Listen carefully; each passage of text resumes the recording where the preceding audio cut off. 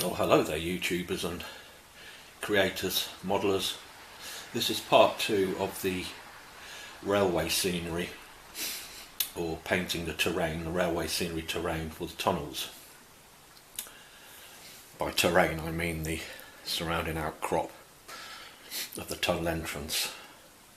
So this is to basically show a couple of the stages of painting.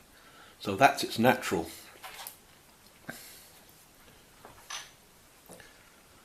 That's the natural paper finish there. See that a bit clearer. I've got the natural finish there, and that's also had glazes of glue, like PVA, painted over it as well. And the second stage, is to paint that over in a grey primer, a nice grey primer. So I'm going to paint all of this apart from the greener earth areas at the bottom there in a grey. So that'll be stage 1 of the painting. It's basically just mixing up a nice grey there, a nice dark grey, not too dark, and just painting it over your rocky areas or the paper areas that you've already glued, and just cover the whole thing to make sure you get it into the nooks and crannies.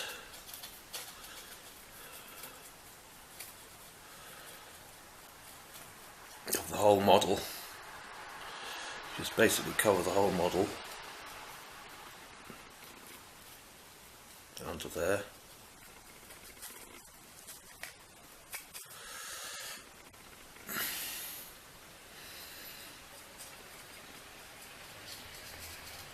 So we just keep doing that until the whole lot's covered. It's not rocket science, just practice away. So once we've got the whole area done, then what we're left with is just the primed up tunnel area. So we've got the primed up scenery.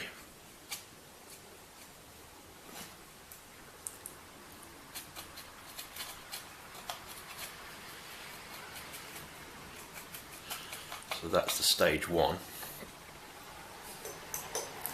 Once that's accomplished, you'll be left with a grey area like that, except over that grey area I've now painted a nice raw umber wash, or a dark brown wash in acrylic, over that grey area. So we've painted over that grey there, all that primed area, with a wash, a nice umber wash. But I'll show you how we do that later.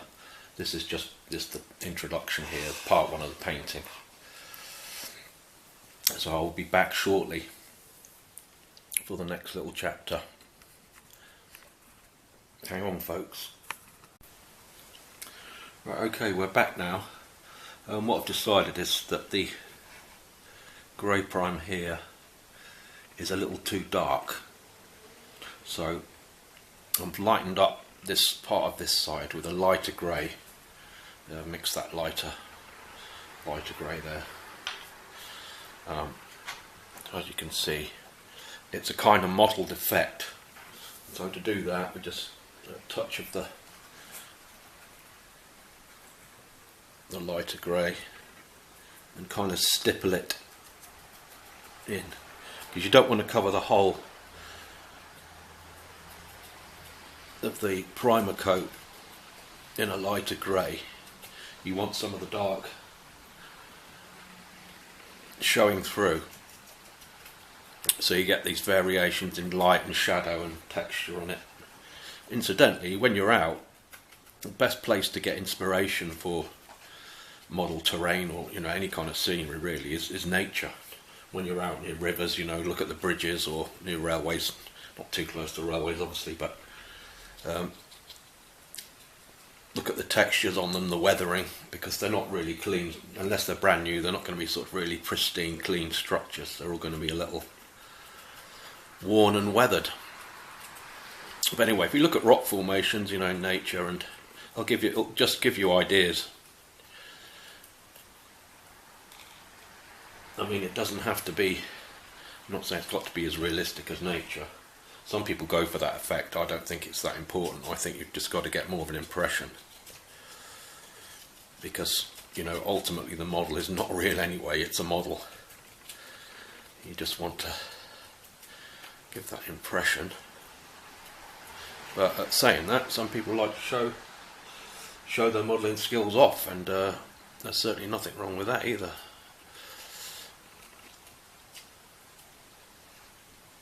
So we've got to that point.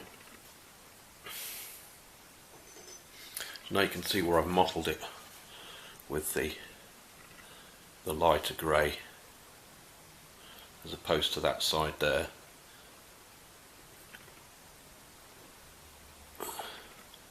So now when that's dry, which, because it's acrylic, it's not going to take long. So once I've done all that, once we've done all that side,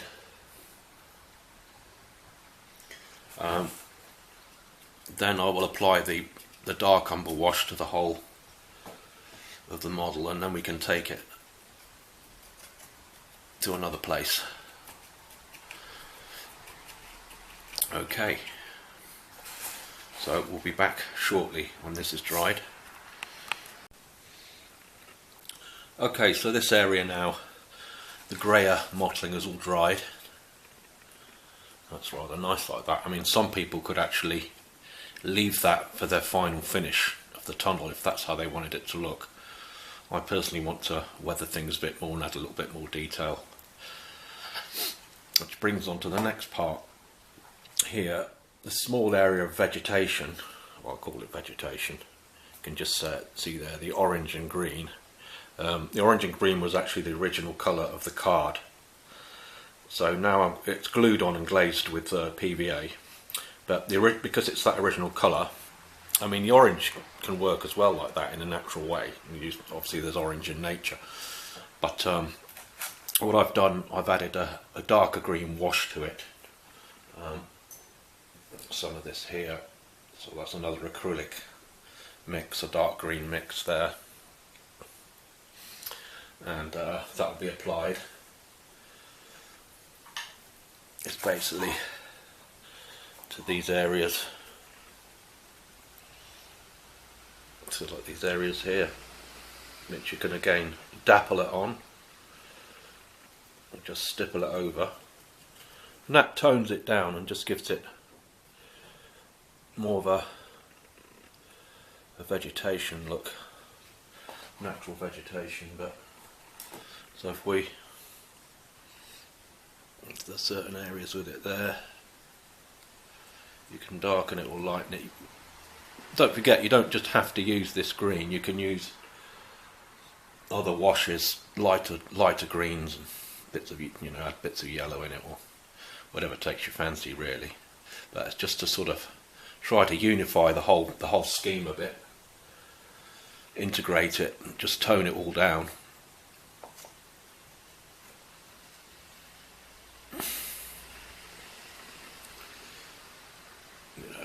Much as, especially in Europe you'd see more vegetation in these places, overgrown rocks, moss, that kind of thing, quickly takes hold.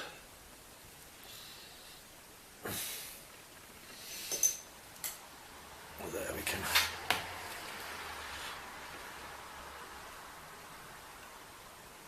I'm trying to alter the camera angle so you can actually see that out of the shadow, but so that's what we have there. Okay, now I've mixed up that vegetation area is done. Mixed up the umber wash. Again, that's an acrylic umber wash in a little container. So then we just basically, again, you don't want too much, but if you cover most of the model,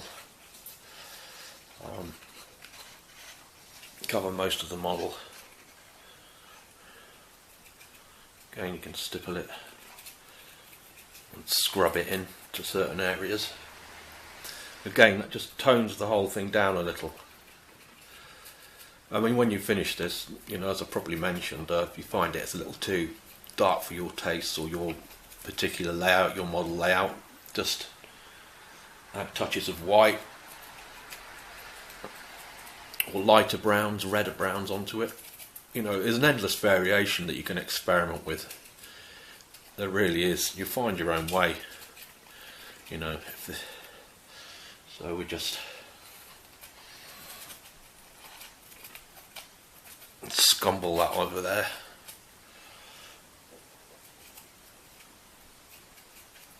I mean, on these fascia stones, these are going to be detailed up a little bit more on here, like that.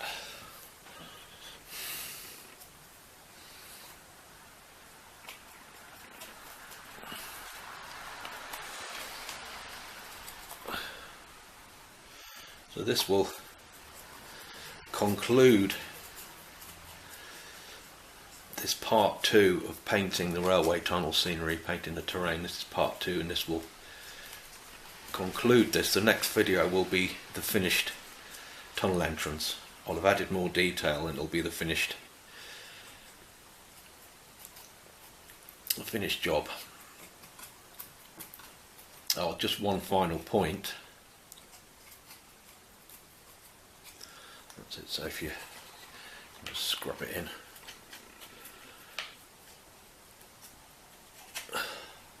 One final point, in the inside of the tunnel entrance there, I've actually painted that the variations of dark and light grey just on the entrances, because if you do use this for your layout, you don't want to be looking in sides of your tunnel and just seeing brown cardboard. It just doesn't look as good. So thanks for watching, everyone, and the next video will be the finished McCoy, the finished tunnel. Okay, thanks for watching. Bye for now.